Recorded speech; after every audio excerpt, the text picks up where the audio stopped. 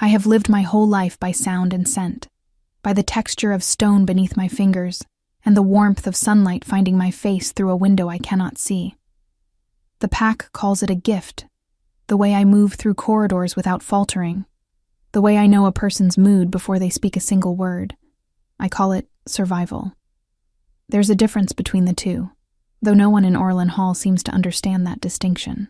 The morning of the autumn tribute, I woke to the smell of cedar smoke and wet leaves drifting through my window, and I knew before my maid Ressa even opened her mouth that something had shifted in the air of the house. Tribute days always smelled different, sharper. Like everyone had scrubbed themselves raw to be presentable for a man none of us actually knew. "They say he is arriving before noon," Ressa whispered, fastening the clasp of my cloak at my throat. Her fingers trembled slightly, which told me more than her words did. The Alpha King himself, coming all this way just to collect the harvest tribute. Father says it hasn't happened in 3 generations. I said nothing. What was there to say? I was the blind daughter of a minor pack elder, a girl tucked into back rooms during gatherings, introduced only when manners required it, and forgotten the moment the introduction ended. Kings did not concern themselves with girls like me. I had made peace with that fact long before I had any right to call it peace. My father's voice carried up the stairwell that morning, tight with the particular strain he reserved for important visitors. "Nellie stays in the East Wing today. I won't have her wandering into the courtyard during the ceremony." It wasn't cruelty, not exactly. It was practiced embarrassment, the kind that had calcified into habit over 22 years. My father loved me the way a man loves a debt he intends to eventually pay off, distantly, dutifully, and always with an eye toward when the obligation might end. My mother had died bringing me into the world already broken, already blind, and some part of him had never forgiven either of us for it. So I sat in the East Wing that morning, listening to the household transform itself into something fit for a king. Servants polished silver until I could hear the squeak of cloth against metal 3 rooms away. Someone dragged furniture across the great hall, the legs scraping a complaint against the floor. My younger cousin Wren ran past my door twice, breathless with excitement, describing in words too fast and too eager exactly what she imagined the king might look like. "They say he's enormous," she gasped, pausing just long enough to grab my hands. "Scarred, too, across his face, from some battle nobody talks about. Lissa from the kitchen saw him 5 years ago at the Ridgemont Summit, and she said just looking at him made her knees go weak." "That sounds more like fear than anything else," I said. Wren laughed, the sound bright and careless in a way I envied. Maybe it's both. I did not believe, that morning, that I would ever learn the difference for myself. By midday, the house had gone quiet in the particular way that precedes something enormous. I recognized that silence. I had heard it before storms, before funerals, before the rare occasions my father received news that frightened him. I sat with my hands folded in my lap, listening to my own heartbeat, and told myself it had nothing to do with me. I was wrong, though not in the way I expected. It started with Ressa forgetting to latch my door properly when she left to help prepare the hall. A small oversight. An ordinary one.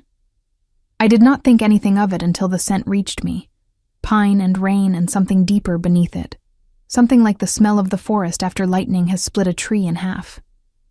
It was unfamiliar and overwhelming, and it was moving closer. I rose without meaning to, my hand finding the wall, my feet carrying me toward the corridor out of pure instinct, the same instinct that had once saved me from walking into an open well as a child. I told myself I only wanted to find Ressa. I told myself a dozen reasonable things. The truth was simpler. Something in the air had called to me, and 22 years of careful invisibility had not prepared me for the pull of it. I rounded the corner from the East Wing into the narrower servants' passage that connected to the great hall. A shortcut I had walked 1,000 times, every stone of it memorized. And that was when I collided with him. It was like walking into a wall that breathed. My hands flew up instinctively, palms pressing against a chest hard as river stone, and the heat radiating off him was immediate, startling. Nothing like the careful, distant warmth of anyone I had ever touched before.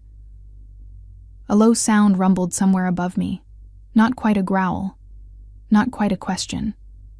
And the scent of pine and rain and lightning-split wood surrounded me so completely that for one disoriented moment, I forgot to be afraid.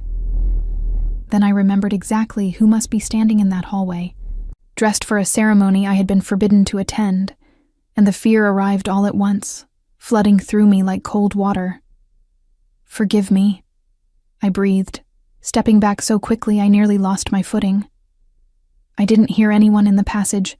I should have been more careful. You didn't hear me?" His voice was low and rough, carrying the particular texture of a man unused to being surprised by anything. There was no anger in it. That confused me more than anger would have. "I don't see well," I admitted, because lying to a king seemed considerably more dangerous than the truth. "I don't see at all, in fact. I'm sorry. I wasn't told you would be in this part of the house." A long pause followed, long enough that I became acutely aware of my own breathing, of the way my pulse had climbed into my throat. I heard him shift his weight, heard the faint creak of leather, and I imagined, though imagining was all I had, that he was studying me the way one studies something unexpected found in a familiar room. "What is your name?" he asked. "Nellie." It came out smaller than I intended. Another pause. And then, so quietly, I almost mistook it for the wind moving through the corridor. He spoke a single word. Not my name. Not a command. Not anything I expected from a king meeting a stranger in a servant's passage. Finally. I did not understand it. I did not know what it meant, or why the word seemed to settle into my chest like a stone dropped into still water, sending ripples through every part of me that I could not name. I only knew that somewhere down the corridor, I heard the unmistakable sound of someone else's footsteps freeze mid-stride. One of his guards, perhaps. Or an attendant. And the silence that followed was so absolute, it felt like the entire house had stopped breathing along with me. "Your Majesty." The voice belonged to a man, hesitant, clearly startled. "Is everything?" "Leave us," the king said, without turning, without raising his voice at all. And somehow, that quiet command carried more weight than any shout could have. I stood frozen in the corridor, blind to everything except the heat of him still radiating against my skin.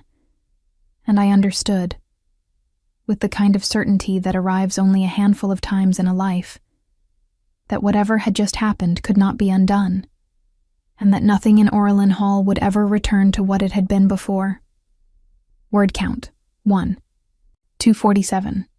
I need to extend this block. Let me continue directly into the next beat so we hit the proper range without breaking narrative flow. He did not move away from me, even after his guard's footsteps retreated down the corridor with obvious reluctance. I could hear the man's breathing hitch as he went, could hear the questions he was swallowing, and some small, frightened part of me wanted to call him back. Being alone with the Alpha King in an empty passage felt like standing at the edge of a cliff in the dark. Not knowing the exact distance to the fall made it worse, not better. "You said you don't see well," he said finally. "How do you navigate then? This house is full of corners. I've lived here my whole life. I know every stone of it."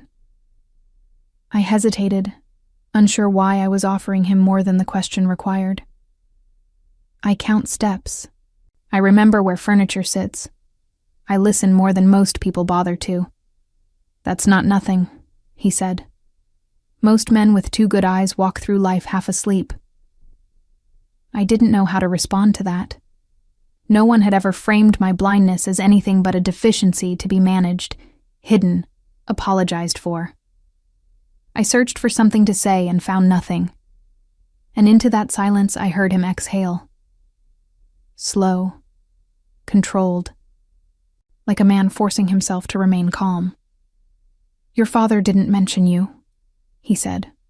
"Not once, in any correspondence, in any introduction prepared for today." Shame rose in me, hot and immediate. I'm not usually included. It's easier for everyone that way. Easier for whom? I had no answer that wouldn't betray more than I wanted to reveal to a stranger, however powerful, however strange the air around him made me feel. So I said nothing, and the silence stretched between us until I heard him shift again, closer this time, close enough that the warmth of him brushed against my skin like a current. "Nellie," he said, testing the shape of my name in his mouth as though committing it to memory. "I have tributes to collect, treaties to renew, and an entire hall of nobles waiting to flatter me for the next several hours. I find suddenly that I have very little interest in any of it." My heart slammed against my ribs. "Your Majesty, I should return to the East Wing before I'm missed." "You will be missed," he said simply. "I intend to make certain of it." I did not understand what he meant. Not fully, not yet. But I understood enough to know that the quiet, careful, invisible life I had built for myself inside Orlin Hall had just cracked straight down its center. And there would be no gathering the pieces back into their old shape again. The Alpha King did not leave the passage when his guard returned a second time, more insistent now, reminding him in careful, deferential tones that the noble houses had gathered and the tribute could not begin without him. I heard the guard's boots stop a respectful distance away, heard the way his breathing changed when he realized his king had not moved an inch closer to leaving. 5 minutes, Lucian said, and though his voice remained quiet, there was an edge beneath it that silenced any argument before it could form. "Tell them I was delayed." The guard left without another word. I stood there in the corridor, every instinct telling me to retreat to my room and pretend this collision had never happened. And yet my feet refused to obey. Something about the warmth radiating from him, the low and unfamiliar steadiness in his voice, rooted me to that spot more firmly than any command could have. "You should go," I finally managed. "They're waiting for you. I don't want to be the reason—" "You're not the reason for anything yet," he interrupted, though not unkindly. "But I find I'd like you to be." I didn't understand him, not in that moment, and I told myself it didn't matter. Kings spoke in riddles sometimes, especially kings unused to being told no. I reminded myself that whatever strange pull existed between us in that passage was likely nothing more than curiosity on his part. The novelty of a blind girl who hadn't recognized him, who hadn't postured or simpered the way every noble daughter probably had in the hall beyond these walls. "I have duties," he said, and I heard him step back, putting proper distance between us for the first time since we'd collided. "But I will find you again before I leave Orlin Hall. That is not a request, Nellie. It's a promise." Then he was gone, his footsteps fading into the sound of the great hall opening before him. Applause, voices raised in greeting, the particular hush that precedes formal address. I stood alone in the passage for a long moment, my pulse refusing to settle, and when Ressa finally found me there, her voice was sharp with worry. "Nellie, where have you been? Your father is asking." "I'm fine," I said, though I wasn't entirely certain that was true. "I lost track of the passage, that's all." She didn't believe me. I could hear it in the pause before she took my arm and guided me back toward the East Wing, murmuring about how close I'd come to being seen by half the noble houses of the territory. I let her lead me, my mind elsewhere entirely, replaying the rough timbre of his voice, the strange word he'd whispered before his guard had even known to listen.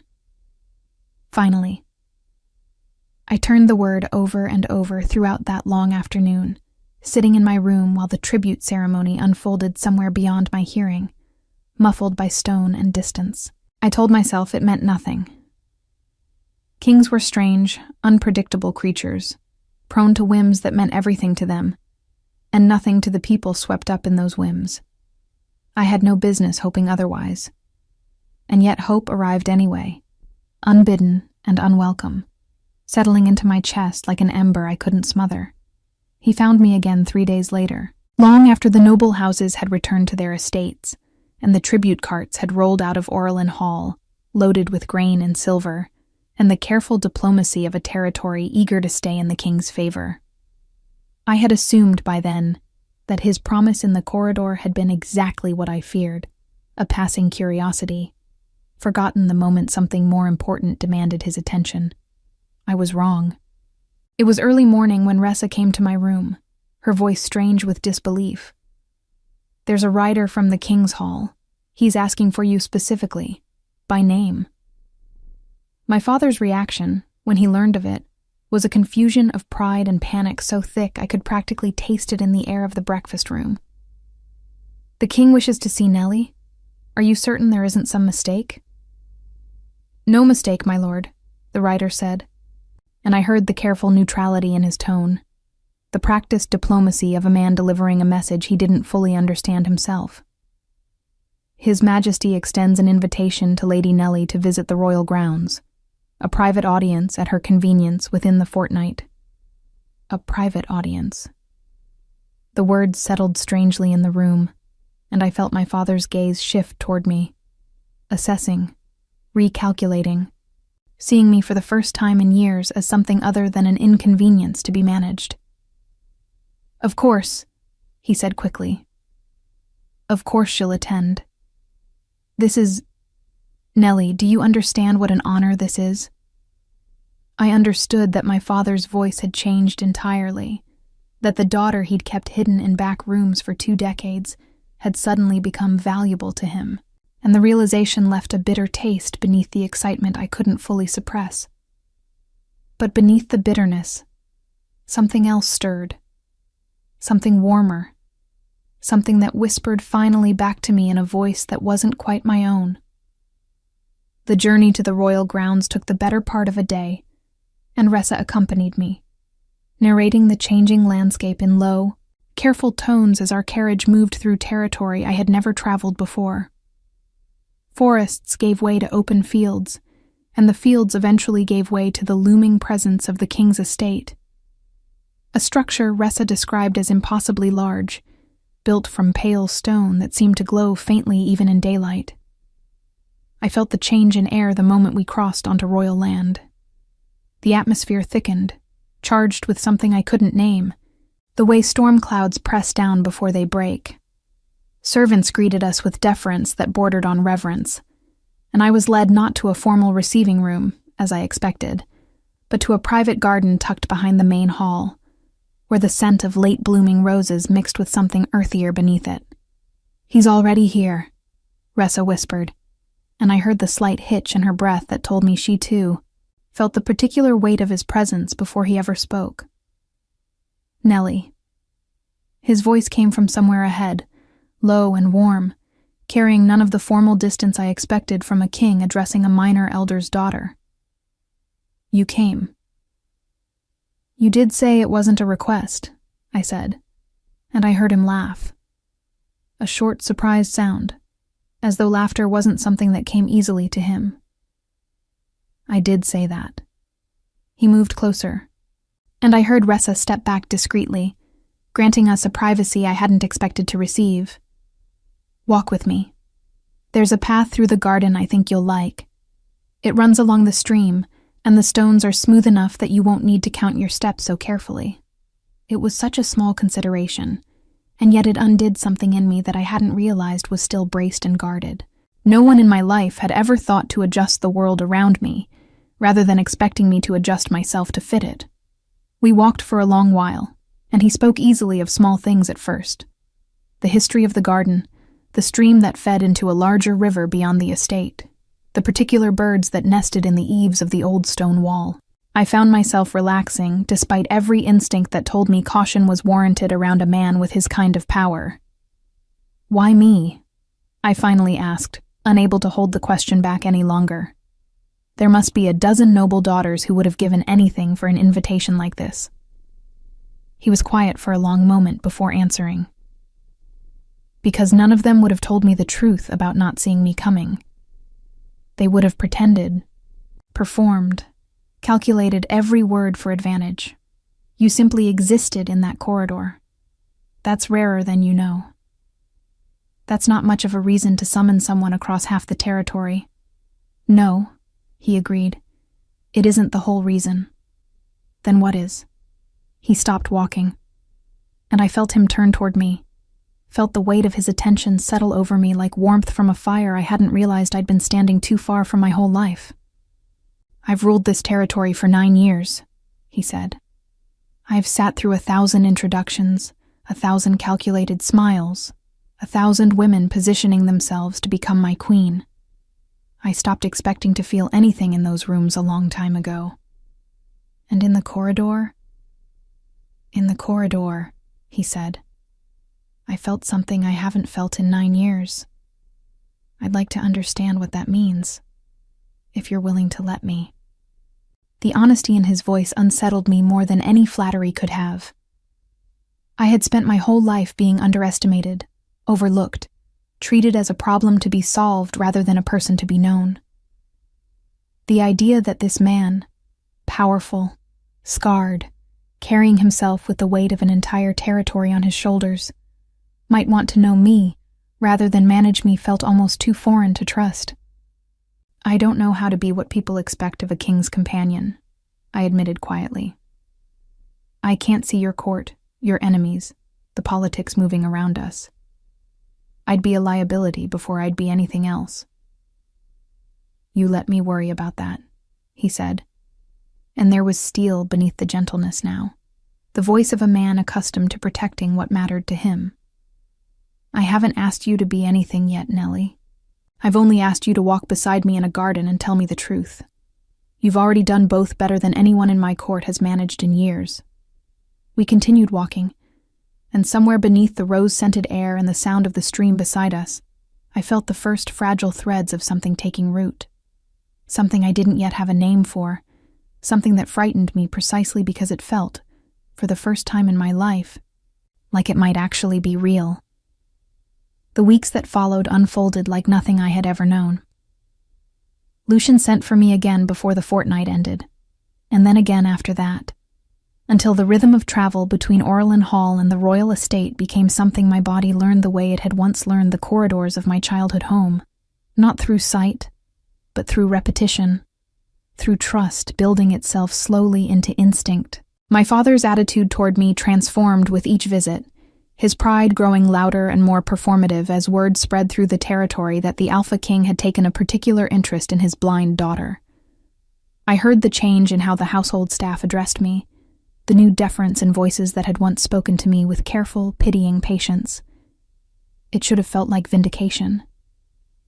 Instead, it felt hollow, a reminder that my worth in their eyes had only ever been contingent on what I might become useful for. Lucian noticed it too, the few times he visited Orlin Hall directly, rather than summoning me to him. Your father speaks of you differently now, he observed one afternoon, as we sat together in the same garden where we'd first walked weeks before. I don't think he means it as a compliment to you.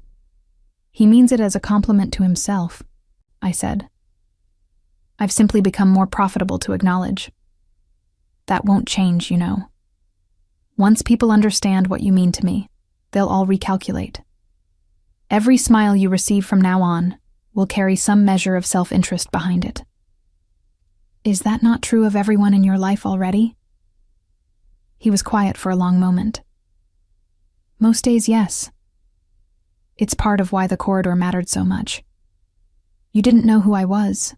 For one brief moment, nothing about how you spoke to me was calculated. I understood, in that admission, something about the loneliness that lived beneath his crown, a loneliness that mirrored my own in ways I hadn't expected.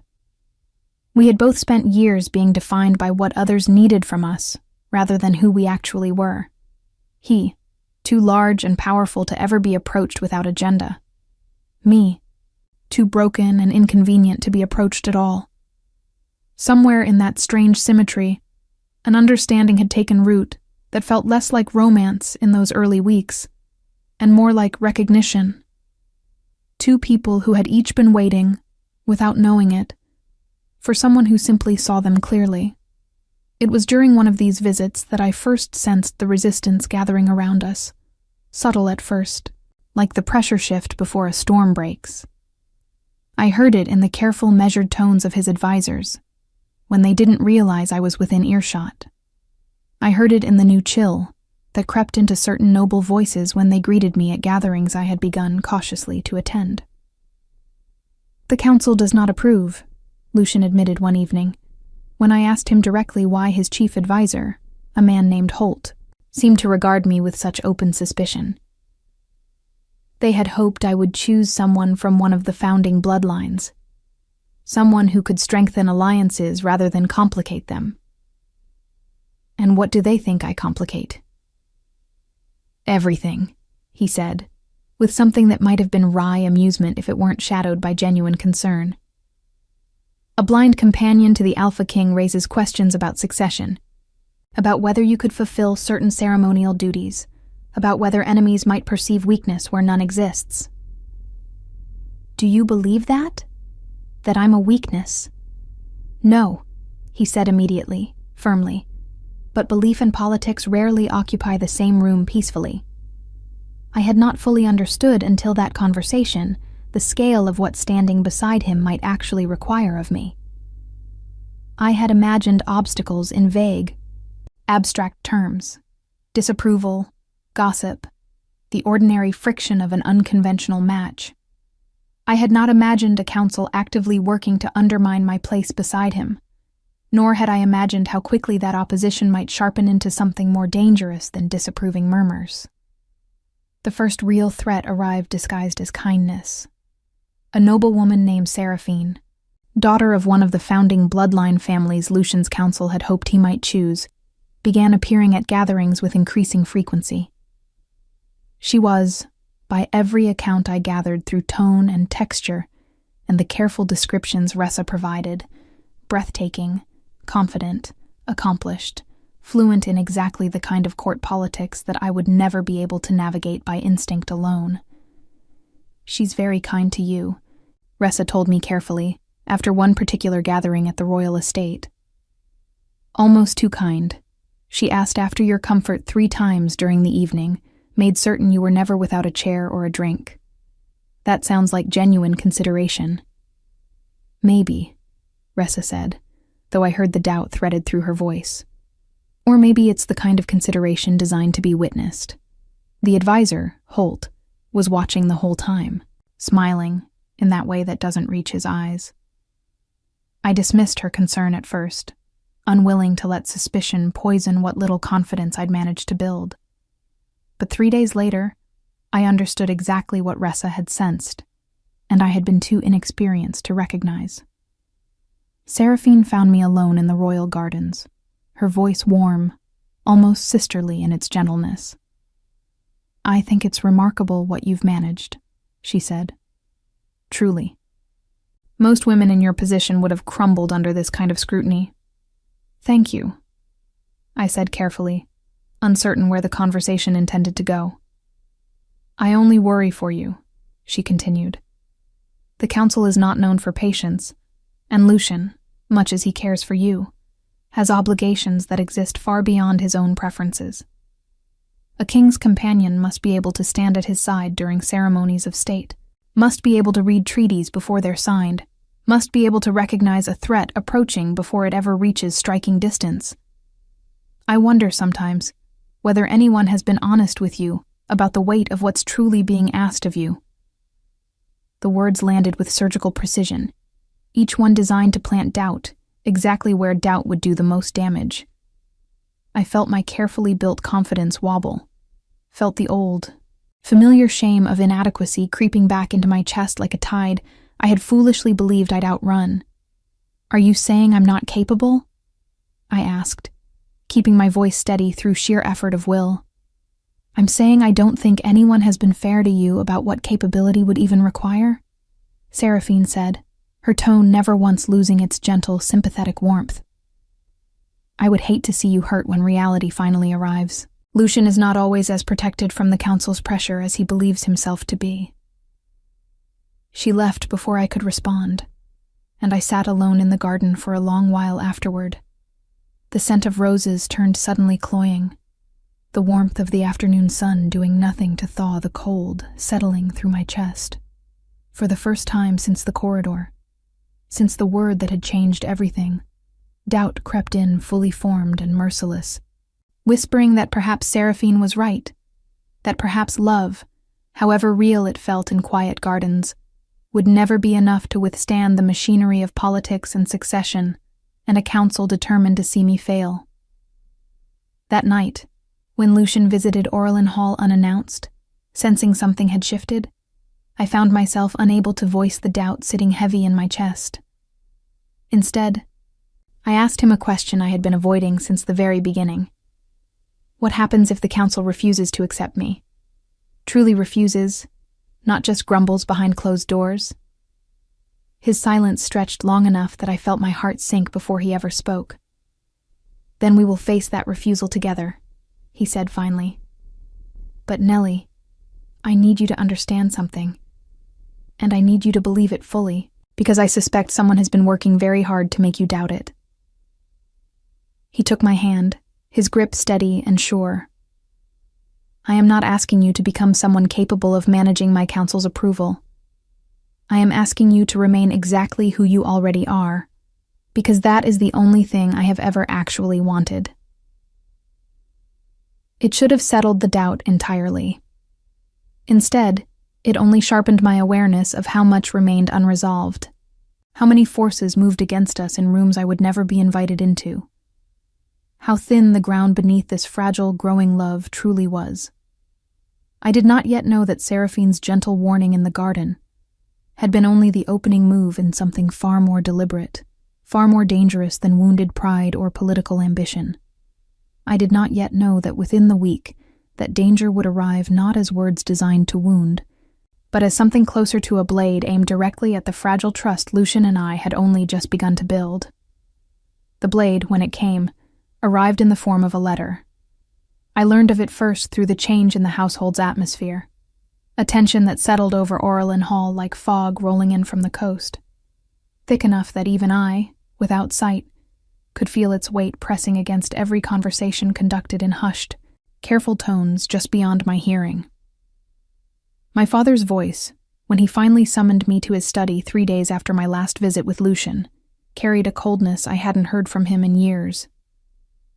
A letter arrived from the Royal Council, he said, and I heard paper shifting in his hands, the particular crinkle of expensive parchment being held by someone whose grip had tightened with anxiety.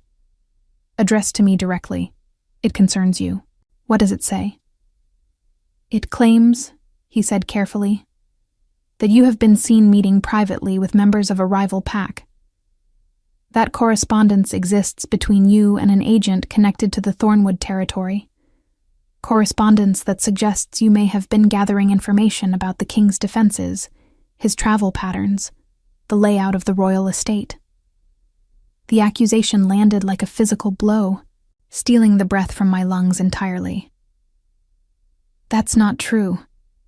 None of that is true.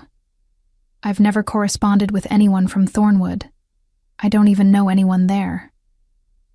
The letter includes what they claim is evidence, my father continued. And beneath the coldness in his voice, I heard something else now. Fear. The particular fear of a man who understood that his daughter's disgrace might also become his own. A series of letters, signed with your name, describing details about the royal estate that only someone with regular access could have known. Forged, I said, my voice rising despite every effort to remain calm.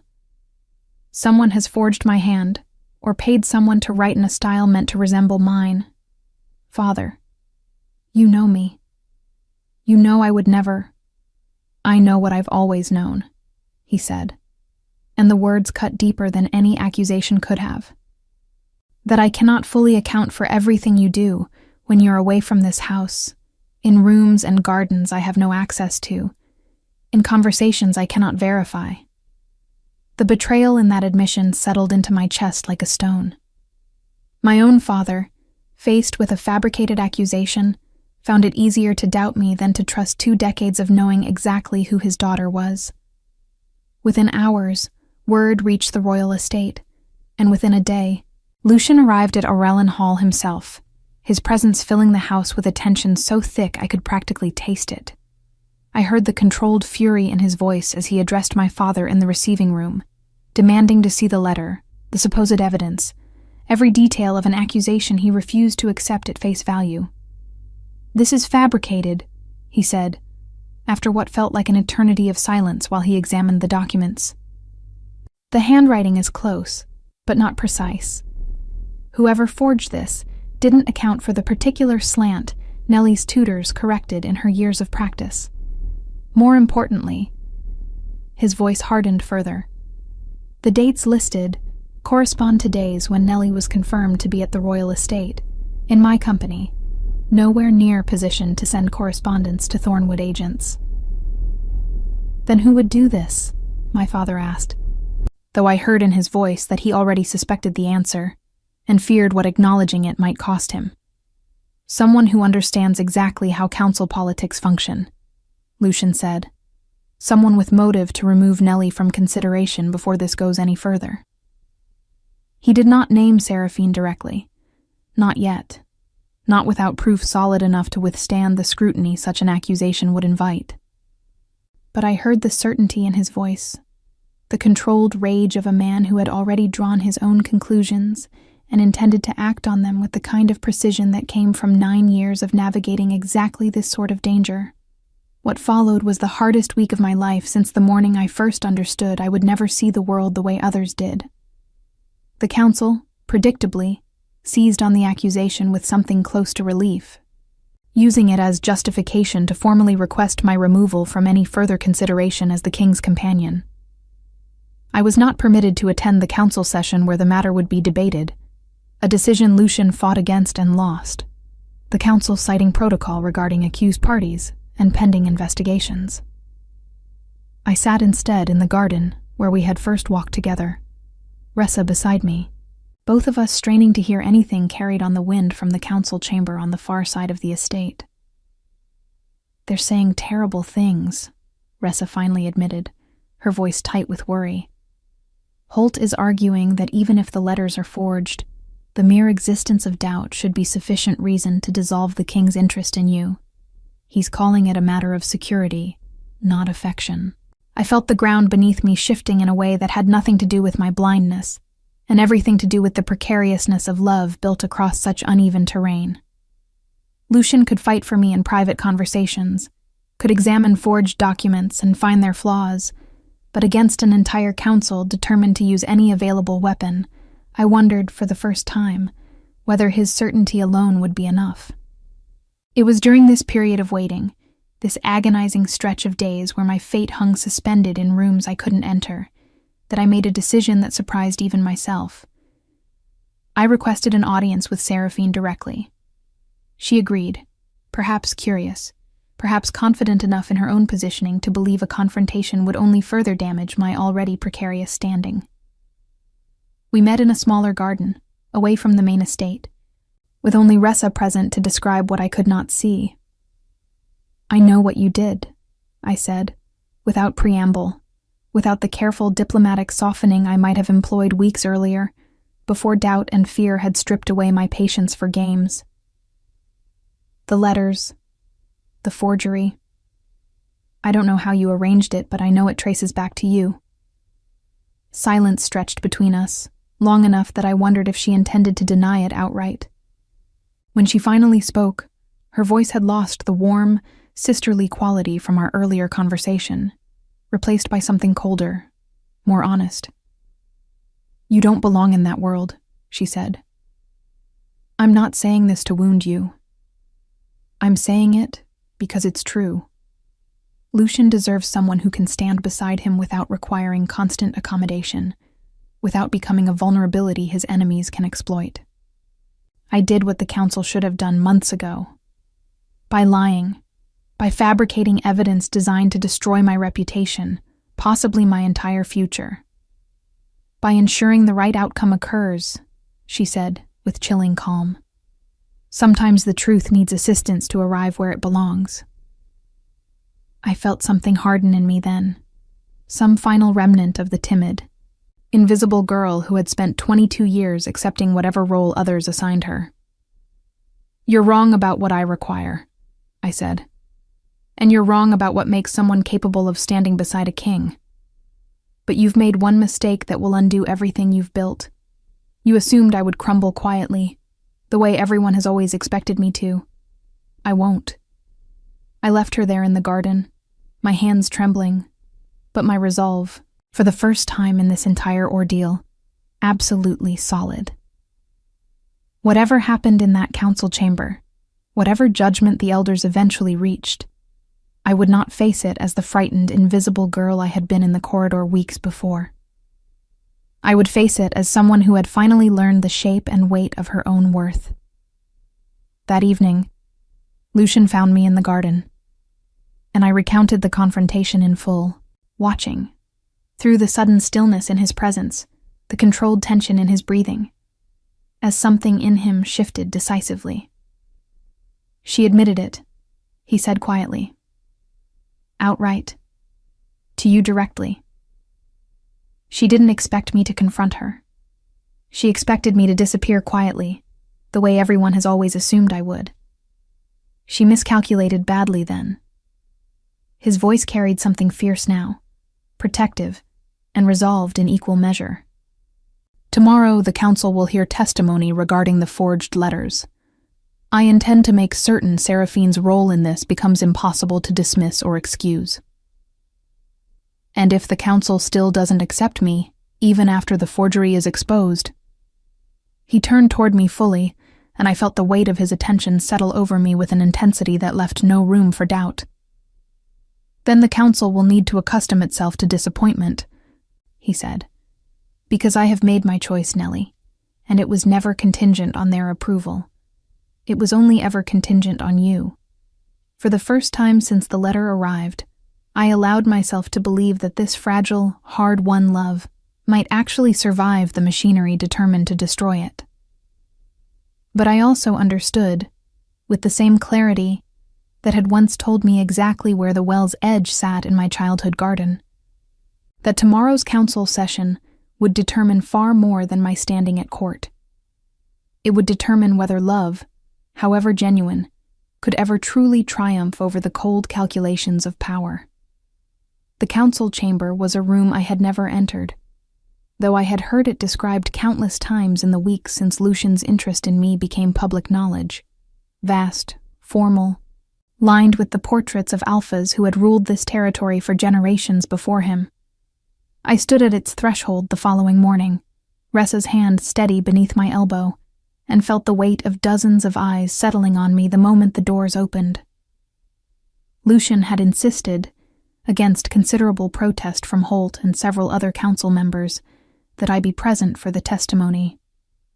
"If her future is to be decided in this room," he had said, in a tone that ended further argument, "then she will hear every word spoken about her, rather than receiving second-hand accounts of judgments made in her absence."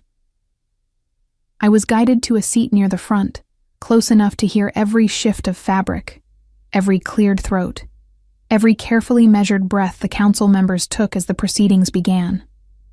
Holt's voice opened the session, formal and clipped, outlining the accusations against me with the same cold precision he'd apparently employed throughout the entire ordeal. Then Lucian spoke, and the chamber's atmosphere shifted entirely.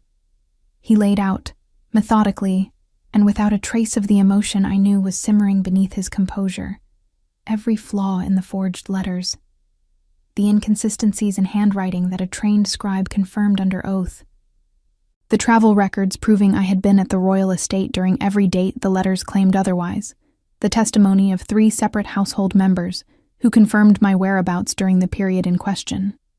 And then came the testimony I hadn't expected. A young scribe, nervous and clearly terrified of the room's weight, stepped forward to admit that she had been approached weeks earlier by a woman matching Seraphine's description, offered a substantial sum to produce documents in a hand resembling mine. She had agreed, she admitted, not fully understanding the purpose, and had only come forward once guilt and fear of discovery outweighed her fear of the consequences.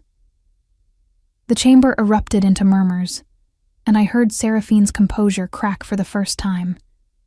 A sharp intake of breath, the scrape of a chair as she rose to deny the accusation, her voice climbing toward something close to panic as the careful, calculated control she'd maintained throughout this entire scheme finally abandoned her. "This is absurd," she said. "I've done nothing but advocate for the stability of this territory.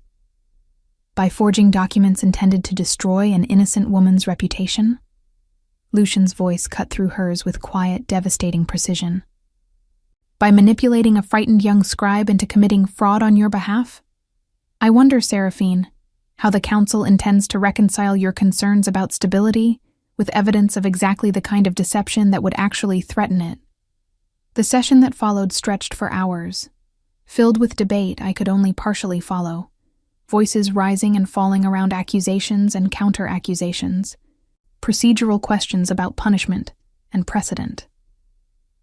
But beneath all of it, I felt something fundamental had already shifted, not because the Council had necessarily embraced me, but because the foundation of their objection had crumbled entirely, exposed as nothing more than manufactured doubt designed to serve one woman's ambition.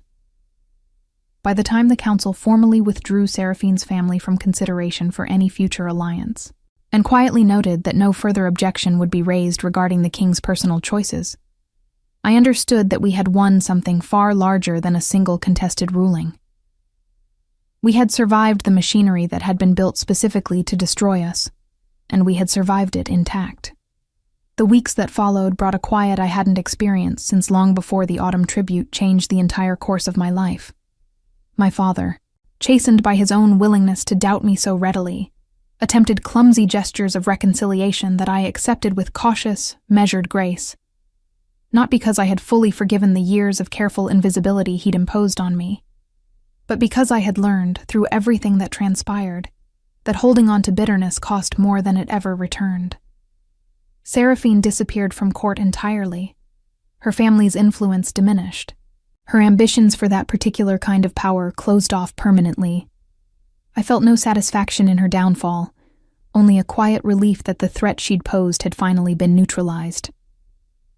Lucian and I continued walking the garden path along the stream, though our conversations had changed in texture, deepened by everything we'd survived together.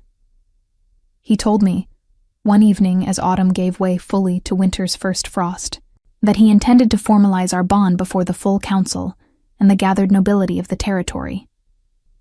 Not as a private arrangement quietly tolerated, but as a public declaration that would leave no further room for doubt or manipulation.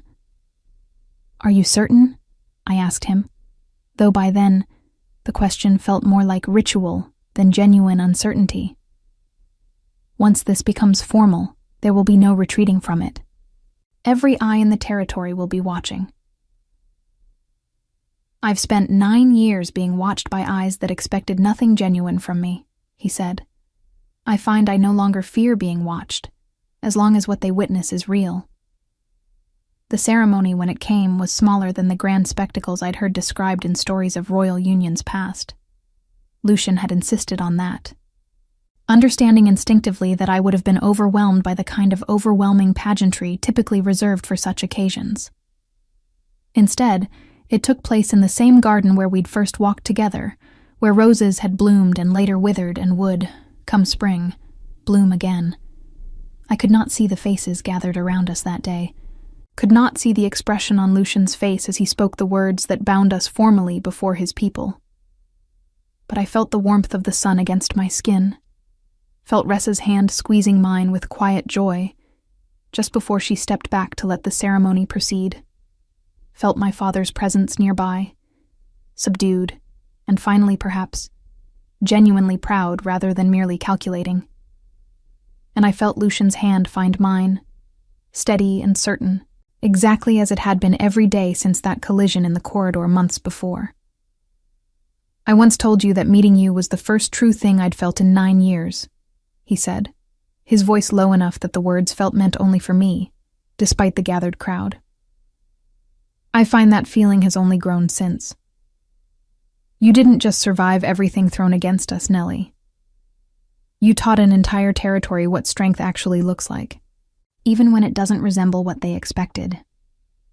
I couldn't see any of it, I said softly. Not the council, not Seraphine's schemes, not even your face right now, as you say this. You didn't need to see it, he said. You felt it clearly enough to navigate through all of it anyway. That's rarer than sight, Nellie. That's something I don't think most people, with all their vision intact, ever actually manage to find. The territory, in the months following our union, settled into a new rhythm. I never gained the ability to read treaties myself, never gained sight that would let me recognize approaching threats the way Seraphine had once insisted was necessary. But I learned instead to trust the instincts that had carried me safely through 22 years of darkness, learned to lean on Ressa's careful descriptions and Lucian's steady presence beside me, learned that capability had never required vision in the way the Council had once insisted. I became, in time, exactly the kind of companion the Council had once doubted I could be, not despite my blindness, but because of everything that blindness had taught me about listening, about patience, about recognizing truth beneath the surface of careful, calculated words.